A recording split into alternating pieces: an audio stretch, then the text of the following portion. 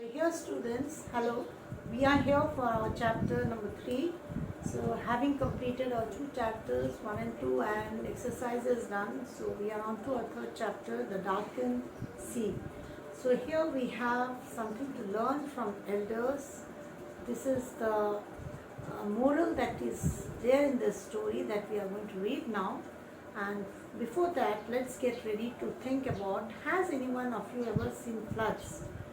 We have witnessed flood in our city itself. So what happens when a city or a village is flooded? What can we do to save ourselves? What do you feel when you find yourself in danger? Or complete the word web on how you will react when you find yourself in danger. So word webs here, will you be asking for help? Would you try to escape? Would you be in a situation of panic? Or would you think of running out from there? So these are some of the dangers that you'll be facing. So let's read the story ahead. Yuki's village was nestled by the shore below a small mountain. One day, Yuki was playing on top of the mountain, watching the preparations below for a festival that was going to take place that very night to celebrate rice harvest. So ये कहानी जो है ये एक समुद्र की बात कर रही है जिसे कहा गया है एकदम से अंधेरा समुद्र। तो यूकी जो है, यूकी एक विलेज में रहता है जो कि माउंटेन के साइड में है, और वो लोग अपने आप को कोई भी खतरे से महफूज रहने वाली जगह में वो रहते हैं। एक दिन क्या होता है, यूकी जब वो खेल रहा था, एकदम से पहाड़ के ऊपर बैठ के खेल रहा था, तब वो पहाड़ के ऊपर से वो नीचे अपने गांव की ओर देख रहा था जहाँ कोई तैयारी चल रही थी, एक उत्सव चल रहा था, कोई भी एक फेस्टिवल जो था वो होने वाला था उनके उस गांव में। और उसी रात को वो फेस्टिवल वो लोग मनाने वाले थे, जिसे हम कहते हैं rice harvest. All of a sudden, Yuki felt an earthquake beneath his feet. It was not strong enough to frighten anybody, but Yuki, who had already felt dozens of shocks, thought it was strong, but it became still again. Soon after, he noticed something strange. The sea darkened all of a sudden, and it seemed to be rushing backwards towards the horizon.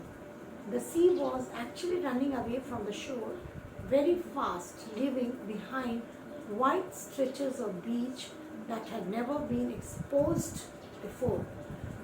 तभी अचानक यूकी को वहाँ बैठे बैठे महसूस हुआ कि जैसे अर्थक्वेक आया है, उसके से लगा कि जैसे थोड़ा बहुत हिला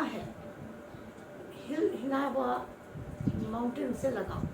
तो वो काफ़ी तब शक्तिशाली था, जिसे उसने महसूस किया, उसे थोड़ा डर भी लगा, क्योंकि ऐसे तो अर्थक्वेक उसने बहुत पहले भी बहुत सारे उसने महसूस कर लिए थे, फिर डजन ऑफ शॉक्स उसे मिला था पहले भी, मगर उसे लगा कि ये जो शेक अर्थक्वेक हुआ था ये काफ़ी स्ट्रॉन्ग था, और उसे बहुत डर लगने लगा।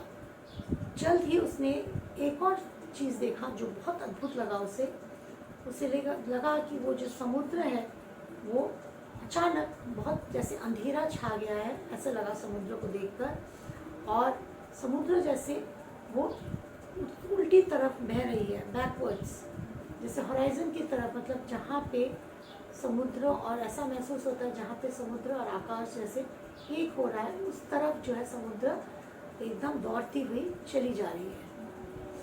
और तभी उसे लगा कि हाँ, ऐसे सच्ची में हो रहा था जब उसने देखा कि जैसे समुद्र दौड़ रही है और उससे पीछे जो है वो शोर जो है सी बीच को एकदम पानी रहित करते हुए वो जा रही है, और बहुत सारा जगह वो छोड़ के जा रही है, जो उसे लगा कि खुला हुआ बीच जैसे लगा। उसमें पानी तो कहीं था नहीं, मगर थोड़ी देर पहले ही वहाँ समुद्र था।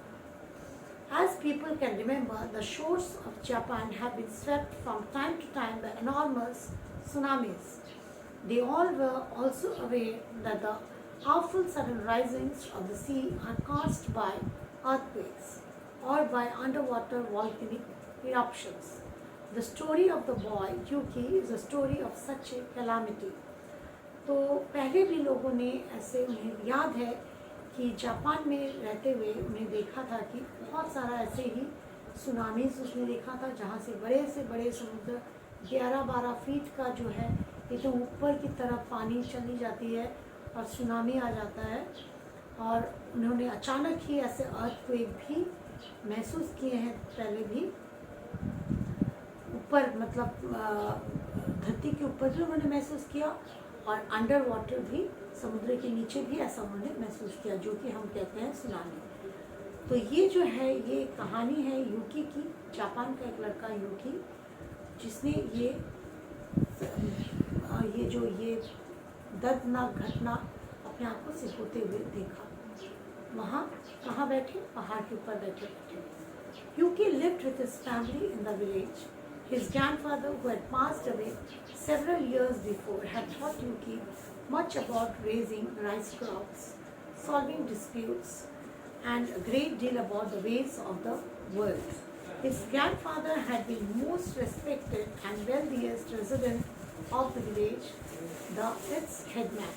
Now Yuki's family cultivated the enormous fields of rice that his grandfather had passed on to them. यूकी जो था एक गांव में रहता था और अपने परिवार के साथ। उसका जो दादाजी थे वो तो बहुत साल पहले भी उनकी मृत्यु हो गई थी, मगर मृत्यु से पहले उन्होंने बहुत सारी चीज़ें यूकी को सिखा दिया था, जैसे कैसे चावल की खेती की जाती है, कैसे दूसरों के लड़ाई झगड़े को सुलझाया जा सकता है, और कैसे बहुत सारे चीज़ें जो इस दुनिया में रहने के लिए ज़रूरत है, उन चीज़ों को उन्होंने यूकी को सिखा दिया था। उसके जो दादाजी थे वो बहुत ही सम्मानीय व्यक्ति थे इस गांव के, और बहुत ही धनी व्यक्ति भी थे, और वो इस गांव के विलेज हेडमैन भी थे, वो सरदार थे, इस गांव के मुखिया थे। और यूकी की जो फैमिली थी वो, उनका क्या काम था, उन्होंने बहुत से बड़े उनके पास खेत थी जहाँ पे वो लोग चावल उगाते थे, और जो कि उनके दादाजी जब गुज़र गए तो उन्होंने वही खेत उनके पापा या उनके परिवार को दे के गए थे। With a gasp, Yuki suddenly remembered the words of his grandfather. His grandfather had told the boy how his own father's father had told him that just before a terrible tsunami, the sea suddenly and quickly rolls backwards. Yuki, his breath heavy, ran downwards the mountainside to warn the people of the approaching danger. Many people had already run to the beach to witness the spectacular new stretch of ribbed sand. और एकदम से जैसे यूकी के सांस चलना रुक गया, उसने वहीं पे अचानक उसे याद आया उसके दादाजी की वो कही हुई बातें, जब उसके दादाजी ने, जब वो छोटा लड़का था तो उन्होंने उसे कहा था कि उसके पापा के पापा जो थे उन्होंने ऐसे बहुत सारे सुनामीज होते हुए इस गांव में देखे थे।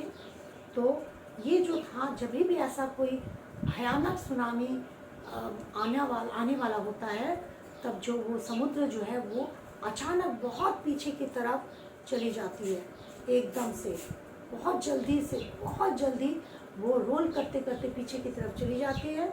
और यूकी जो था, उसे अचानक ये सब चीज़ें याद आ गई, उसकी मतलब उसका जो सांस था वो बहुत ही ज़्यादा भारी होने लगा, और वो दौड़ते दौड़ते वो पहाड़ के नीचे दौड़ने लगा, और लोगों को ये वार्निंग देने के लिए कि ऐसा ही एक कोई खतरा हमारे सर पे मंडरा रहा है, जो कि हमारे आगे है।